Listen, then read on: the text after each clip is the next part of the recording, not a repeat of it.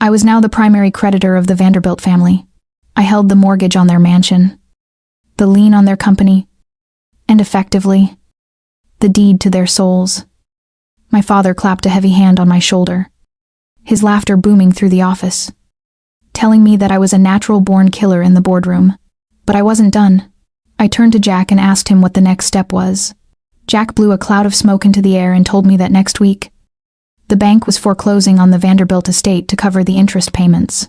There would be a public auction. Richard would be there, desperate to buy back his family home to save face.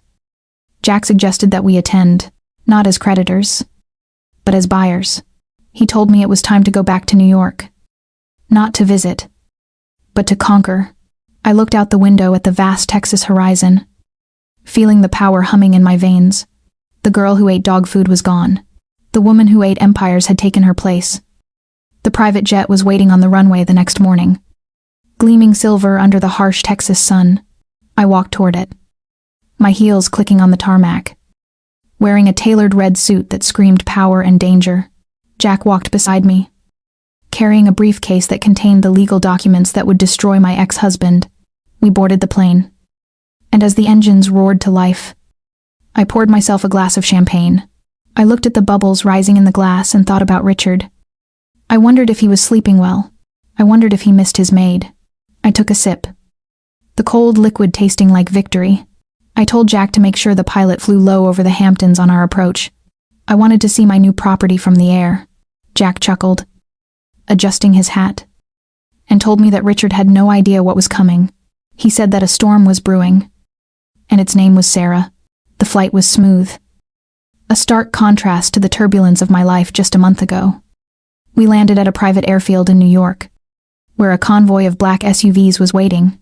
The air here felt different now. It didn't smell like oppression anymore. It smelled like opportunity. We drove toward the city, the skyline rising up to meet us like a challenge. I checked my reflection in the window. My eyes were cold. My resolve was steel. I was ready. The auction was tomorrow, and I was going to buy Richard's dignity for pennies on the dollar.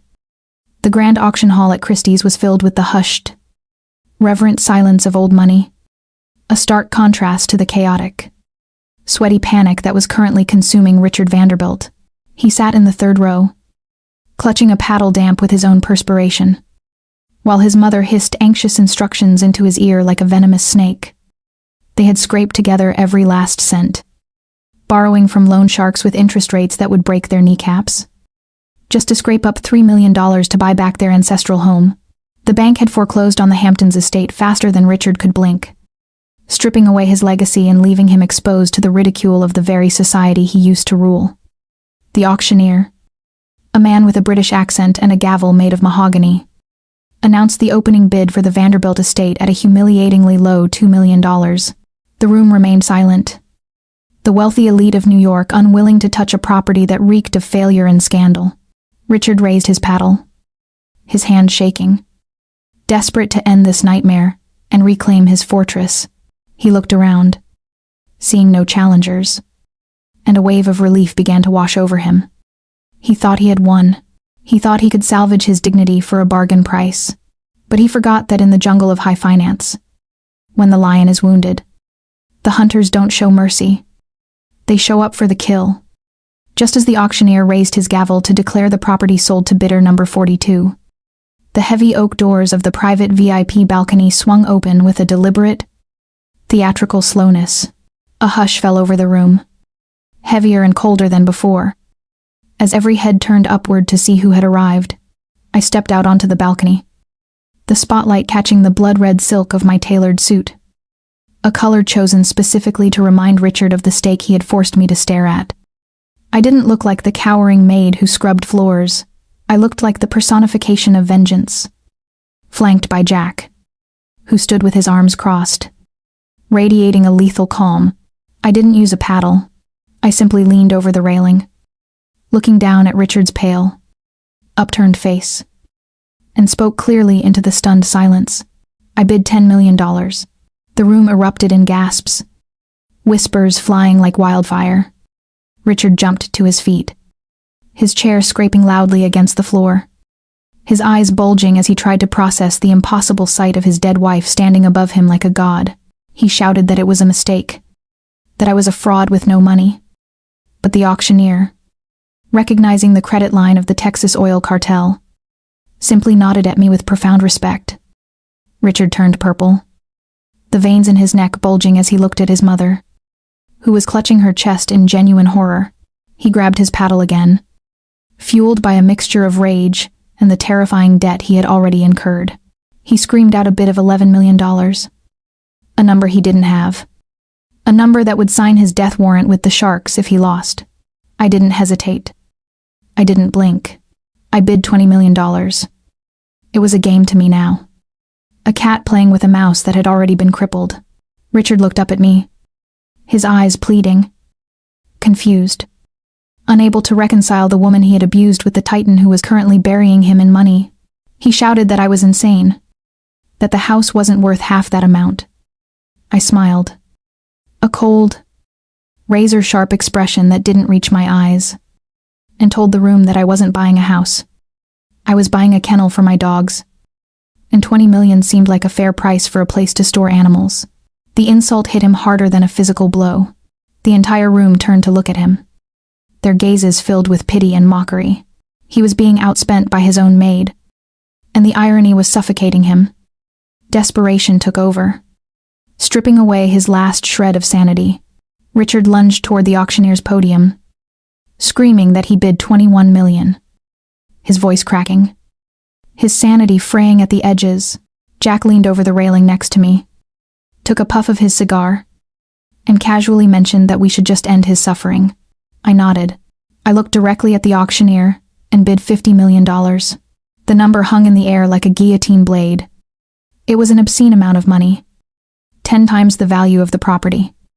A display of wealth so aggressive that it sucked the oxygen out of the room. Richard collapsed back into his chair, defeated, his paddle falling from his limp fingers. He knew, and everyone in the room knew, that he was finished. The gavel came down with a crack that sounded like a gunshot, sealing his fate. Sold, to the lady in red, the deed to the Vanderbilt estate. The house where I had been a slave now belonged to me. I owned the walls that had witnessed my humiliation, and I owned the ground Richard walked on. I walked down the grand staircase from the VIP balcony, the crowd parting for me with a mixture of fear and awe. I stopped right in front of Richard and his mother. Mrs. Vanderbilt was weeping silently, mourning her social status. While Richard stared at the floor, unable to meet my gaze, I signaled to Jack, who pulled a crisp legal document from his briefcase. I dropped it onto Richard's lap. It wasn't an eviction notice. It was an employment contract. I told him, in a voice loud enough for the nearby gossip columnists to hear, that since he had lost his home and had no skills other than spending money, I was feeling generous. I needed a new staff to maintain my property.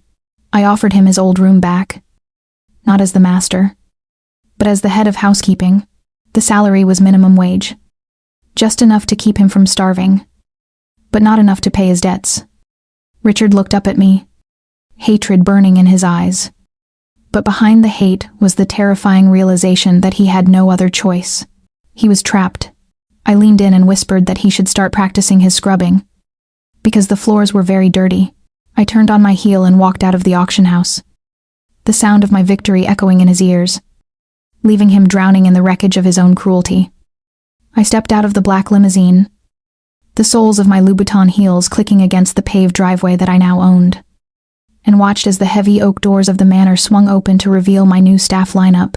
Richard stood at the front, wearing a crisp black butler's uniform that I had personally commissioned to be just a fraction too tight across the shoulders, restricting his movement and serving as a constant physical reminder of his confinement. He kept his head bowed, staring at his polished shoes, unable to meet my gaze because he knew that beyond the wrought iron gates, the Russian loan sharks were circling like predators waiting for him to step off my property. I walked past him, pausing just long enough to let the scent of my perfume wash over him, a scent he used to complain was too expensive, and handed him my coat without a word. Mrs. Vanderbilt, the woman who once claimed she was allergic to manual labor, was standing next to him in a gray housekeeping dress, her hands trembling as she clutched a feather duster. I didn't greet them. I didn't smile. I simply walked into the grand foyer and ran a finger along the mahogany banister. Checking for dust, I turned to Mrs. Vanderbilt, showing her the faint smudge on my glove, and told her that if she wanted to keep her room in the servants' quarters, she would need to learn the difference between cleaning and merely moving dirt around. The housewarming party began at 8 o'clock sharp, filling the ballroom with the elite of New York and the titans of Texas who had flown in to witness the coronation of the new queen. I sat on a velvet armchair in the center of the room, holding court, while Richard navigated the crowd with a silver tray of champagne, his face a mask of forced neutrality, despite the whispers and giggles of his former friends. A prominent senator, who was well aware of the history in this house, accidentally bumped into Richard's arm, sending a flute of vintage Dom Perignon cascading onto the antique Persian rug. The room went silent, the music fading into the background. As all eyes turned to the stain spreading across the wool, Richard froze, looking at the mess, his instinct to shout at the clumsy guest warring with his reality as a servant. I stood up slowly, the silk of my red dress rustling softly, and walked over to the scene. I didn't yell at Richard. I looked at Mrs. Vanderbilt, who was hovering by the wall, and pointed to the floor. I told her that this rug cost more than her son's life insurance policy, and she had exactly 2 minutes to remove the stain before it set. I watched as the former matriarch of the house fell to her knees, scrubbing frantically at the wine with a cloth, mirroring the exact position she had forced me into a month ago. As the night wore on and the guests moved to the dining room for a 10-course meal, the smell of roasted lamb and truffle oil filled the air, tormenting Richard, who had not eaten a proper meal in 2 days. He stood by the wall, his stomach rumbling audibly, forced to pour wine and clear plates for the people who used to beg for his attention. When the main course was finished, I signaled for Richard to approach the head of the table, where my plate still held a substantial portion of prime rib that I had barely touched. He looked at the meat with a hunger that stripped away his dignity, his eyes hollow and desperate. I picked up my fork, pushing the meat around the plate, and told him that it was a shame to waste such high-quality protein when there were starving people in the room. I looked him in the eye and said that since the kitchen staff had already eaten, he was welcome to finish what was on my plate, provided he aided in the kitchen like the rest of the help. It was a legal, polite offer on the surface, but the subtext was a brutal reminder of the dog food incident. Richard hesitated, his pride battling his hunger, before he slowly reached out and took the plate, his hands shaking as he accepted my scraps. Later that night, after the last guest had departed and the heavy silence of the mansion returned, I found Richard lingering in the hallway near the library, perhaps looking for a bottle of liquor to steal to numb his shame. He didn't hear Jack approach until it was too late. Jack stepped out of the shadows, his cowboy boots making no sound on the carpet, and pinned Richard against the wall with a forearm pressed lightly against his throat. Jack didn't shout. He didn't draw a weapon. He simply leaned in close and whispered that the inventory was counted daily, and if a single drop of alcohol or a piece of silver went missing, the employment contract would be terminated immediately. He reminded Richard that the contract was the only thing standing between him and the men in black SUVs parked down the street, men who were known for breaking fingers as a form of greeting. Richard paled, nodding frantically, realizing that his prison had no bars but was inescapable nonetheless. Jack released him, smoothing down Richard's collar with a mocking gentleness, and told him to get some rest because tomorrow the gutters needed cleaning. I retired to the master bedroom, the room that Richard used to forbid me from entering unless invited, and found him there turning down the Egyptian cotton sheets. He looked up as I entered, the humiliation of the day etched into the deep lines around his eyes. He paused, holding a pillow, and asked me in a broken voice how long I intended to keep this up, how long I would punish them for the past. I walked over to the vanity, removing my diamond earrings, and looked at his reflection in the mirror. I told him that we were just getting started, that he hadn't even begun to pay the interest on the debt of pain he owed me. I reminded him that he was free to leave at any moment, free to walk out that front gate and take his chances with the world that wanted his blood. Richard looked at the window, then back at me, and the fight drained out of him completely. He finished turning down the bed, bowing his head in submission. and walked toward the door. I stopped him with a final command. I told him to leave the door open a crack, because I liked to hear my dogs sleeping soundly in the kennel.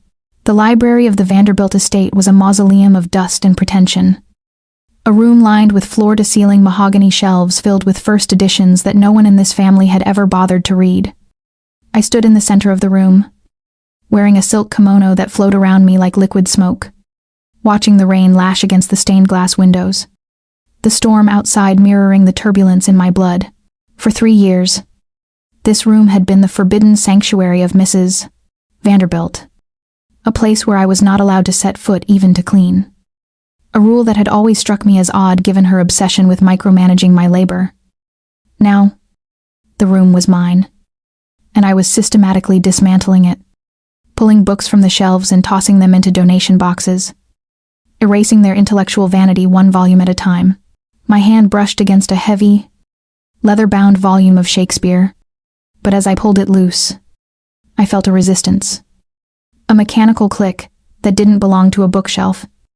I frowned, tugging harder, and the entire section of the shelf swung forward on silent hinges, revealing a hidden wall safe nestled in the darkness behind the literature. It was a classic, cliché hiding spot for a woman who lived her life like a bad soap opera. But the cold steel of the safe door told me that whatever was inside was not meant for public consumption.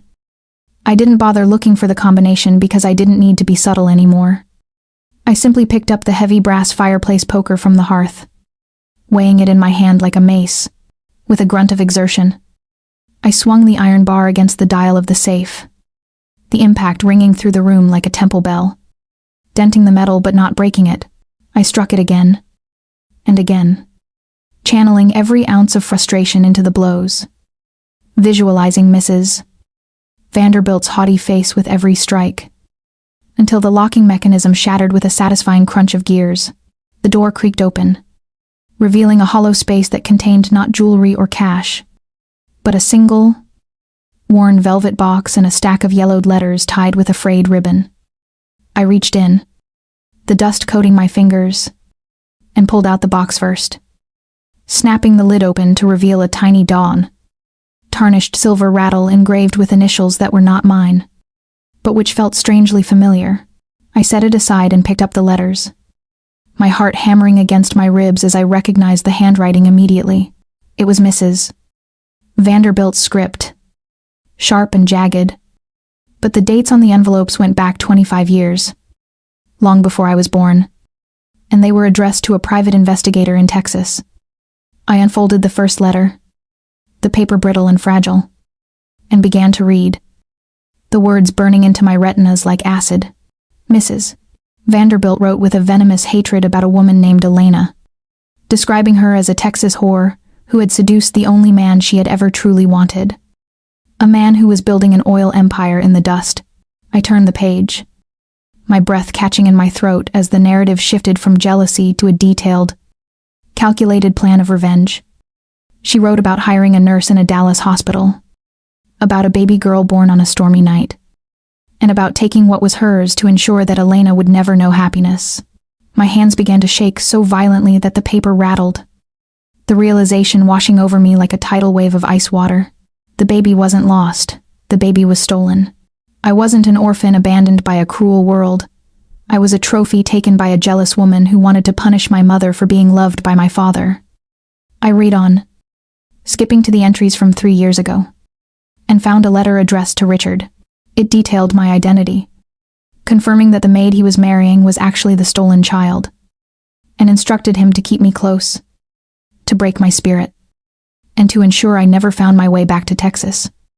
The silence in the library was shattered by the sound of my own scream, a raw, feral cry of rage that tore from my throat as I swept the remaining books off the desk, sending lamps and vases crashing to the floor. Richard knew. He had known the entire time. Every time he looked at me, every time he forced me to scrub the floors. He wasn't just abusing a wife. He was acting as the jailer for his mother's 25-year-old crime. They hadn't just ruined my future, they had stolen my past, robbing me of a life with a father who loved me, robbing my mother of her child, and then enslaving me in the very house that was built on my tragedy. I pressed the intercom button on the desk, my finger digging into the plastic until it cracked, and spoke with a voice that was dead calm, a terrifying contrast to the storm inside me. I ordered Richard and Mrs. Vanderbilt to report to the library immediately, not for a task, but for an execution of their lies. I sat down in the high-backed leather chair, the letters spread out before me like a verdict, and waited for the monsters to walk into the trap. The door opened 10 minutes later, and Richard walked in, carrying a silver tray with a water pitcher, looking exhausted and wary, followed closely by his mother, who was clutching her feather duster like a shield. They stopped when they saw the destruction in the room, their eyes widening as they took in the overturned books and the open safe. Mrs. Vanderbilt let out a strangled gasp, dropping the duster, her face draining of all color until she looked like a corpse in a maid's uniform. She stared at the letters on the desk, her hands flying to her mouth to stifle a scream. Recognizing the evidence of her sin, Richard froze, the tray trembling in his hands, the water splashing over the rim as he realized that the one secret that could send them to federal prison had just been unearthed. I didn't yell. I didn't stand up. I simply picked up the silver rattle, tossing it into the air and catching it, the metal flashing in the lamplight. I asked Mrs. Vanderbilt, in a conversational tone, if she remembered the night she paid a nurse $50,000 to tell a mother her baby had died. Mrs. Vanderbilt collapsed to her knees, not in repentance, but in sheer terror, her legs giving way as the weight of her crimes crushed her. She began to sob, a pathetic, heaving sound, babbling that it was a mistake, that she only wanted to hurt Elena, that she didn't mean for it to go this far. She crawled toward the desk, reaching out a hand to beg for mercy, claiming that she had given me a home, that she had raised me when I had no one. I laughed, a sharp, bitter sound that cut through her lies. I reminded her that she didn't raise me, she enslaved me. She didn't give me a home, she gave me a cage. I turned my gaze to Richard, who was backing away toward the door, his eyes darting around like a trapped rat looking for an exit. I asked him how it felt to share a bed with the woman whose life he had helped steal, how it felt to beat the woman who was worth more than his entire bloodline. Richard stammered, sweat pouring down his face, trying to deny it, trying to say he only found out recently. But the letters on the desk dated 3 years ago screamed his guilt. You knew, I whispered, standing up slowly, picking up the heavy brass poker again. You knew when you made me eat off the floor.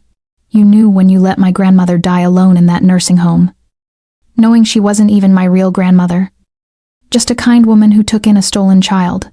Richard flinched, holding the tray up like a shield, terrified that I was going to strike him. But I didn't need to hit him. Violence was too quick, too merciful for what they had done. I wanted them to rot. I wanted them to feel the walls closing in, day by day, until they suffocated. Jack stepped out from the shadows of the bookshelves, his presence sudden and ominous. Holding his phone, which was clearly recording the entire confession, he walked over to Richard, taking the tray from his hands and setting it down on a stack of books, then gripped Richard's shoulder with a force that made the man wince.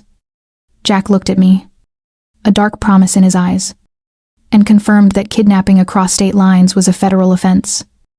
And with the new evidence, the statute of limitations was no longer an issue, due to the fraudulent concealment.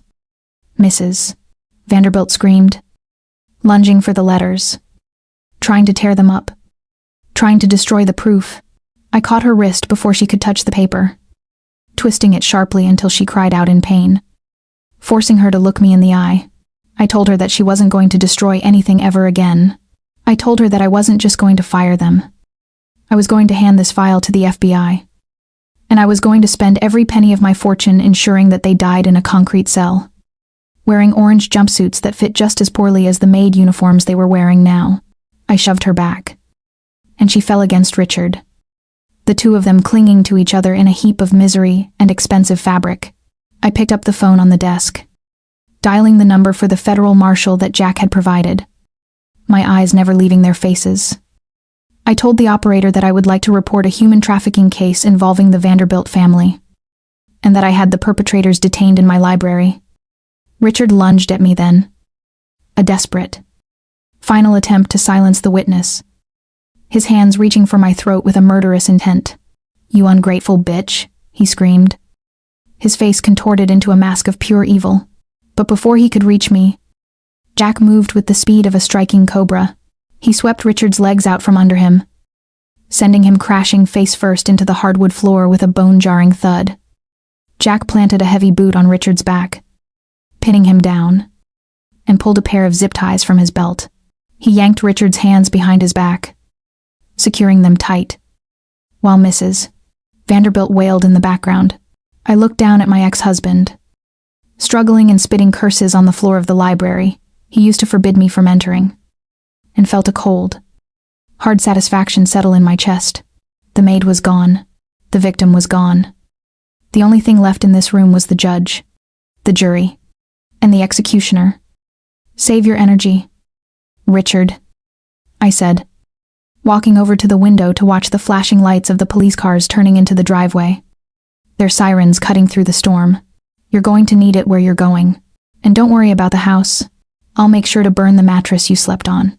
I turned back to the safe, pulling out the remaining papers, and found one last document at the bottom. It was a life insurance policy taken out on me, with Richard listed as the sole beneficiary. They had planned to kill me once my usefulness as a servant ran out. The realization didn't scare me. It only validated the darkness that had grown inside me. I handed the policy to Jack, who whistled low and shook his head. They had dug their own graves, and I was just here to kick the dirt in. The swirling red and blue lights of the police cruisers painted the rain-slicked driveway in a chaotic strobe effect, casting long, dancing shadows against the stone facade of the manor. I stood on the porch, my arms crossed tightly over my chest to ward off the chill, watching as the federal marshals dragged Richard and his mother toward the waiting vehicles. Mrs. Vanderbilt was a mess of smeared mascara and hysterical sobs, her legs dragging uselessly on the gravel as she wailed about her rights and her social standing. Richard, however, was silent, his face a mask of seething hatred. His eyes locked onto mine with a promise of retribution that made the hair on the back of my neck stand up. Just as the officer was about to shove Richard's head down to place him in the back seat, a sleek black Maybach screeched through the open gates, ignoring the police barricade. It came to a halt inches from the lead cruiser. The driver's door flew open, and a man in a bespoke charcoal suit stepped out, holding a briefcase like a weapon. It was Marcus Thorne, the most notorious defense attorney in New York, a man known as the Shark because he could smell blood in the water from miles away and had never lost a high-profile case. He didn't look at the police. He marched straight toward the lead marshal, his voice booming with the authority of a man who owned the judges in this county. Thorne slammed his hand onto the roof of the police car, effectively stopping the arrest in its tracks, and demanded to see the warrant.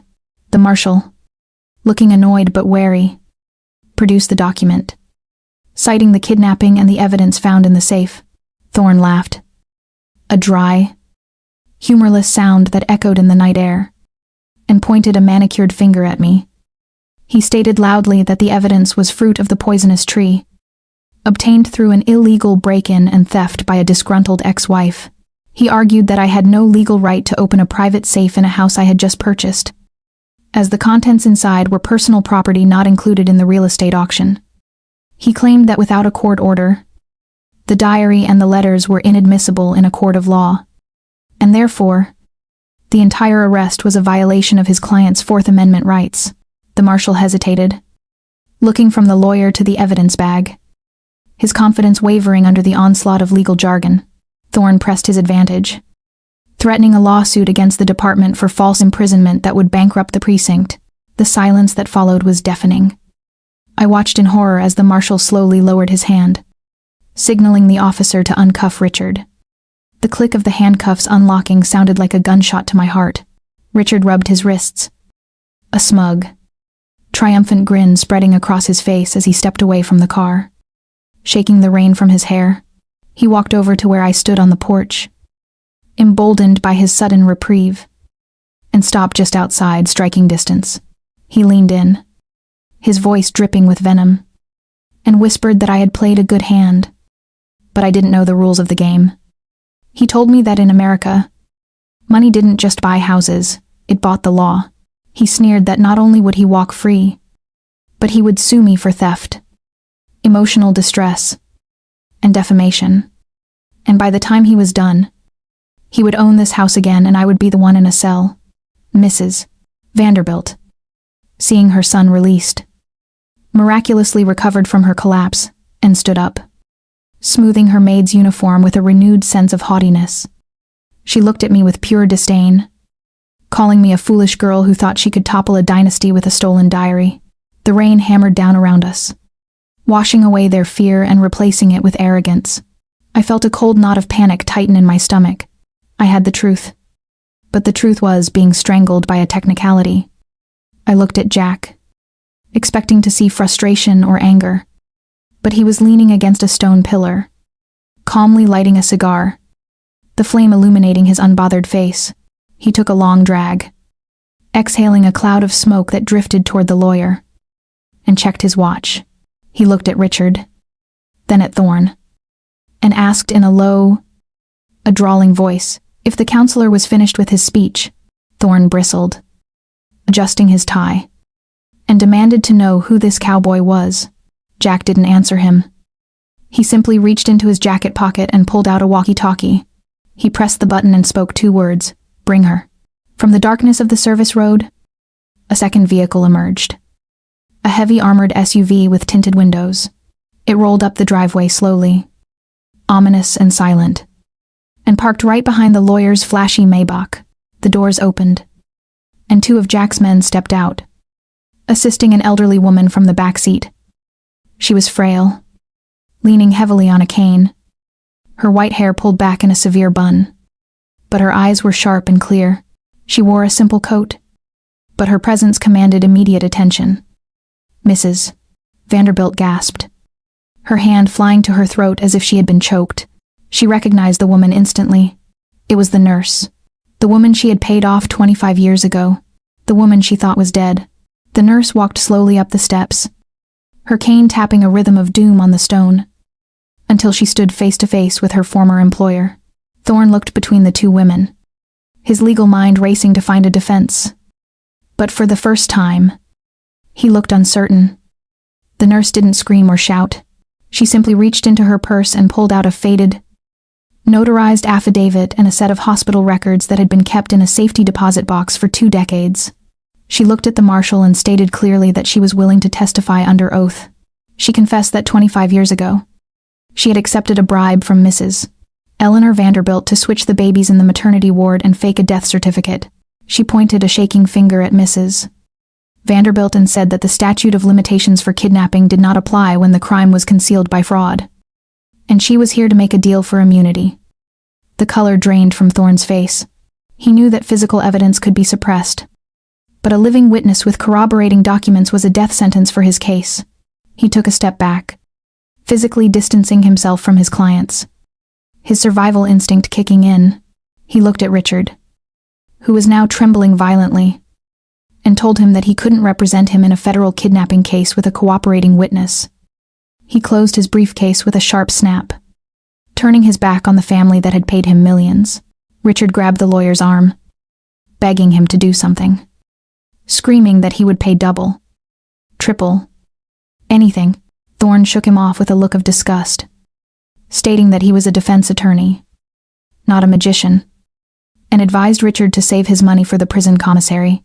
The marshal, seeing the tide turn, stepped forward again, this time with a grim determination. He didn't need the diary anymore. He had the confession. Richard looked around wildly, realizing that his last line of defense had just crumbled. He looked at the open gate, then at the dense woods surrounding the property, and made a desperate, stupid decision. He shoved his mother into the path of the approaching officer and bolted toward the darkness of the lawn, sprinting like a cornered animal. "Get him," the marshal shouted, reaching for his radio, but Jack was faster. He didn't run. He simply reached down and picked up a heavy garden stone from the decorative border. He weighed it in his hand for a split second, then hurled it with the precision of a baseball pitcher. The stone struck Richard square in the back of the knee. Richard let out a high-pitched scream as his leg buckled, and he went down face first into the mud, sliding for several feet before coming to a pathetic halt. Jack walked over to him,